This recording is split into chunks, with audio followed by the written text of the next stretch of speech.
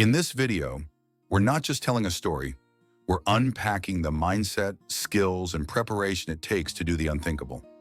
Sailing around the world alone, what seemed like a joke to many at the dock became one woman's life mission, and her success holds powerful lessons for any sailor bold enough to follow their own course. From critical solo navigation techniques to mental resilience at sea, we'll explore the hard-earned wisdom behind her journey. This isn't just about inspiration, it's about what really works out there, when you're tired, alone, and the ocean tests your every decision. We'll dive deep into the key habits, gear, and survival tactics she mastered to turn mockery into triumph.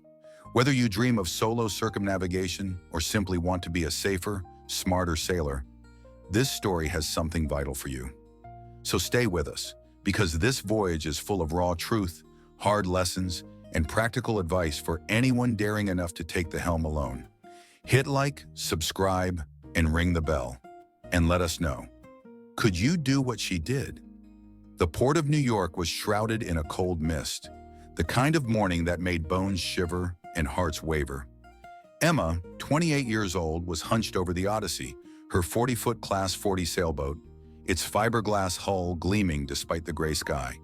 She tightened the mast rigging with calloused hands, checking each knot with the precision of an engineer who knew a single mistake could cost everything. The wind carried distant laughter, not from the sea but from the yacht club, where seasoned sailors mocked her plan. You? Alone around the world?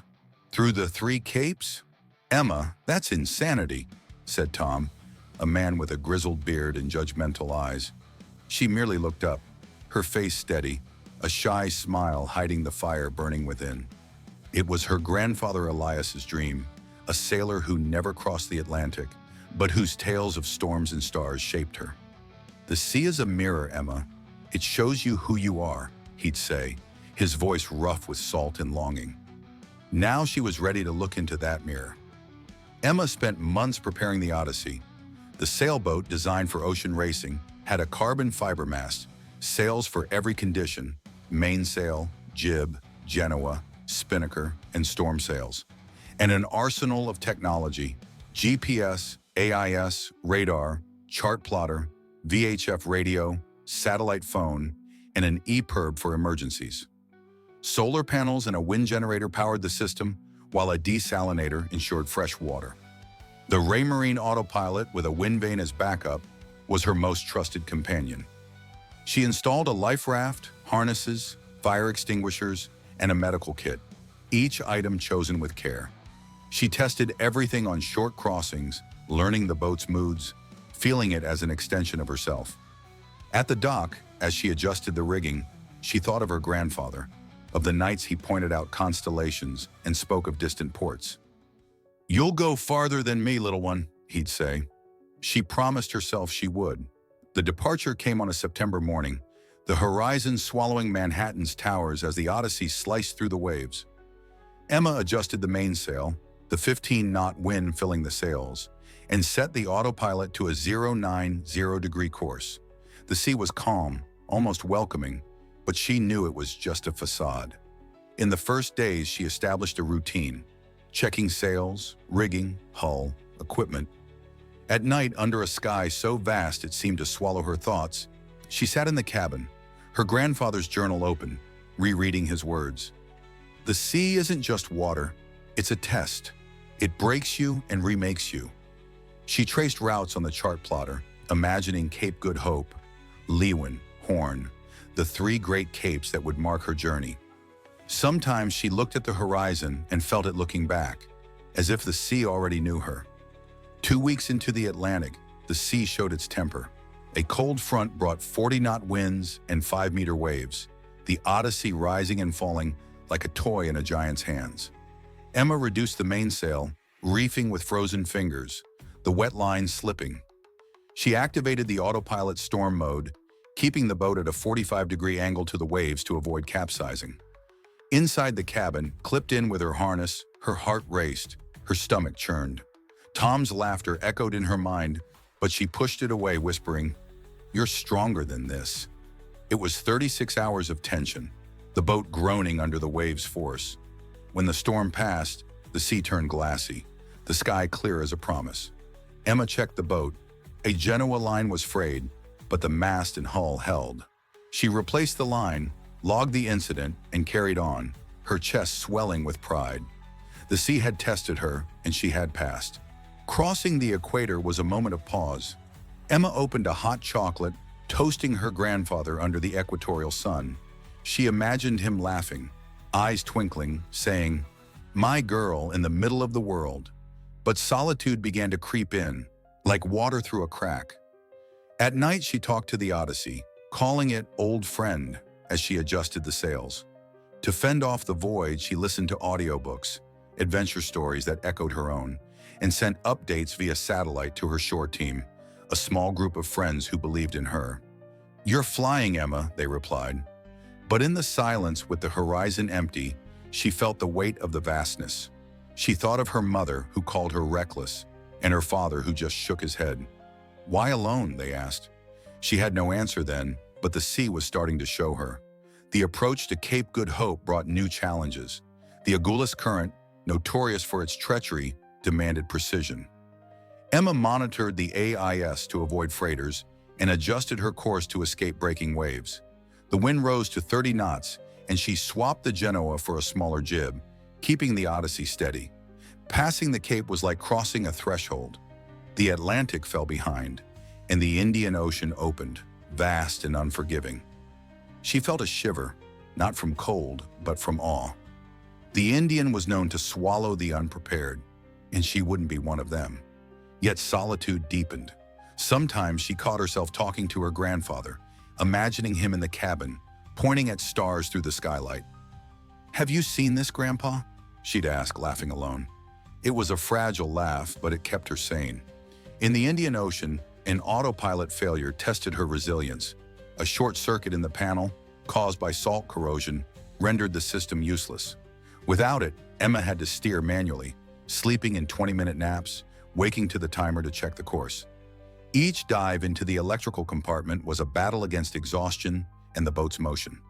Using a multimeter, she found the issue: a corroded wire. She soldered a new one, fingers trembling, and tested the system. When the autopilot hummed back to life, she fell to her knees, laughing and crying, the sound lost in the wind. "You won't break me," she said to the sea, the boat herself. But at night alone, she clutched her grandfather's journal, his absence an anchor in her chest. "I'm doing this for you," she whispered, "but also for me." Cape Leeuwin in Australia was a quieter milestone, but no less significant. Emma navigated with precision, using the chart plotter to avoid reefs. The Pacific awaited, the largest ocean, where the vastness seemed to dissolve even thoughts. She spotted dolphins leaping alongside the Odyssey and albatrosses gliding with effortless grace, moments that made her smile. These were the sea's gifts, reminders of its beauty. But the Pacific also brought boredom. Windless days forced her to use the auxiliary engine, burning precious diesel. She rationed power, shutting off non-essential equipment, and cleaned the solar panels, salt clinging to her hands. At night, under a sky that felt infinite, she thought of her life ashore, the job she quit, the friends who didn't understand, the family who feared losing her. "Why does this matter so much?" she asked herself. The sea didn't answer, but forced her to search within. Cape Horn was the final test, the Everest of the seas. Emma prepared like a warrior, checking every part of the boat. Mast, sails, rigging, everything had to be flawless. The approach brought 50-knot winds and 8-meter waves. She reduced the sails to the minimum, using the storm sail, and secured everything in the cabin. The Odyssey battled the waves like a wild bull, and Emma, clipped to the helm, felt fear like an electric current. A crack sounded from the mast, a fracture at its base caused by the rigging strain. If it fell, the journey would end. Emma donned her survival suit, tethered herself to the boat, and climbed the mast, the wind howling, waves threatening to rip her away. With a portable drill and epoxy resin, she reinforced the crack, arms shaking, heart screaming. She descended exhausted, checked the repair, and saw it would hold. Hours later, the Horn was behind her, and the South Atlantic welcomed her with gentler winds. Emma collapsed in the cabin, crying, not from fear but from victory. "I made it," she whispered, feeling her grandfather beside her, as if he'd held the helm with her. The return across the Atlantic was a familiar dance. Emma sailed with confidence, adjusting the sails with the ease of someone who knew every inch of the Odyssey. The AIS showed more traffic. A sign civilization was near. She sent daily updates, and her team responded with excitement, mentioning a reception at the port. Emma pictured Tom's face, her mother's, her father's, and smiled. Not for revenge, but because the sea had made her bigger than their doubts. At night, she reread her grandfather's journal, his words now intertwined with hers. "The sea broke me, Grandpa, but it remade me. I'm more me now." She thought of the girl she'd been, shy, insecure, always seeking approval. The sea taught her she didn't need it. On the morning of the 130th day, New York emerged on the horizon. The Odyssey glided into the port, its white sails gleaming in the sun. A crowd waited, with flags, applause, a band playing. Emma saw Tom, no longer laughing, just a respectful nod. Her mother wept, her father smiled, proud. She anchored the boat, legs trembling as they touched solid ground. The press swarmed, but Emma thought only of her grandfather, of the dream now real. "I did it," she whispered, eyes welling. The crowd chanted her name, and she smiled, a smile carrying the weight of 27,000 nautical miles. The days that followed were a whirlwind. Emma gave interviews. Her video logs went viral, inspiring thousands. Nautical experts praised her preparation, the mast repair at the Horn becoming legend. Tom sought her out, apologizing. "You're a force, Emma," he said. She laughed, no bitterness, because the sea had taught her to forgive. At night in her apartment, she opened her grandfather's journal, rereading his stories and hers. 130 days, 3 capes, countless storms. But more than that, the journey brought clarity. The sea dismantled her, showed her weaknesses, her fears, and rebuilt her as someone who didn't need laughter or approval. She looked out her window, the port glowing under the moon, and felt the Odyssey calling. Because the sea, like the dream, never stops calling.